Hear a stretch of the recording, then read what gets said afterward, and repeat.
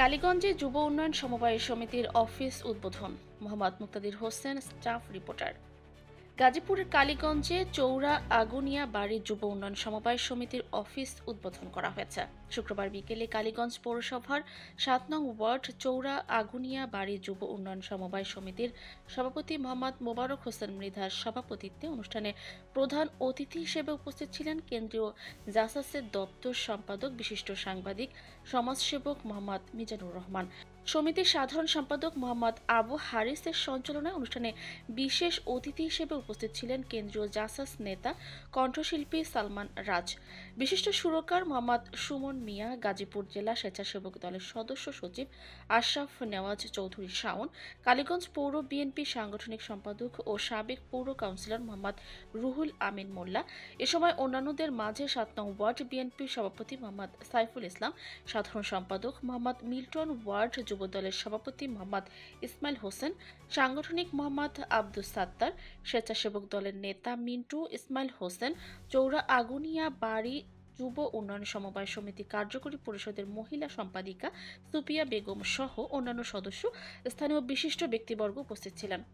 অনুষ্ঠানের প্রধান অতিথি কেন্দ্রীয় জাসাসের দপ্তর সম্পাদক বিশিষ্ট সাংবাদিক মোহাম্মদ মিজানুর রহমান যুব উন্নয়ন সমবায় সমিতির উদ্বোধনকালে বলেন, প্রত্যেককে নিয়ে প্রত্যেকের অধিকার, প্রত্যেকের চাওয়া পাওয়া, প্রত্যেকের যা যা আকাঙ্ক্ষা সেগুলোর জন্যই এই অফিসটা করা।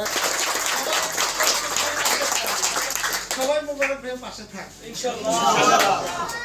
ঠিক আছে, সেগুলো এখন অনেকটাই খোলামেলা। আপনারা আপনাদের অধিকার নিয়ে আপনাদের রাষ্ট্র সমাজ ন্যায়সঙ্গতভাবে সর্বাধিক চেষ্টা করা হবে। এই অফিসটাতে যেন সুশাসন, সুআইন, সুবিচার থাকবে, তাদের মাধ্যমে আপনারাও সহযোগিতা করবেন।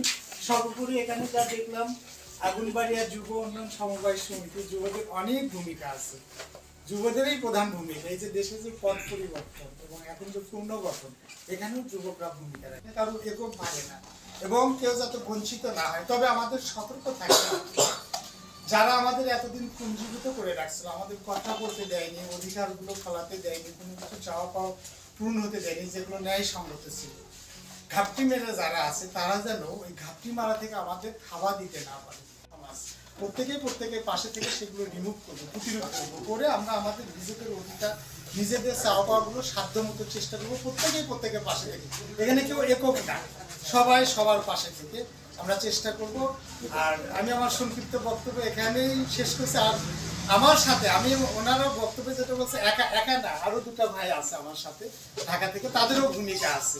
দুইজনে আমাদের কালচারাল জগতের বিশিষ্ট জন, ওনাদেরও ভূমিকা আছে। আল্লাহ আমাদেরকে চলার তৌফিক দান করো, সবুর এখতিয়ার করে, ধৈর্য ধারণ করে সমাজকে সংস্কার করে সুন্দর করে গঠন করার তৌফিক দান করো।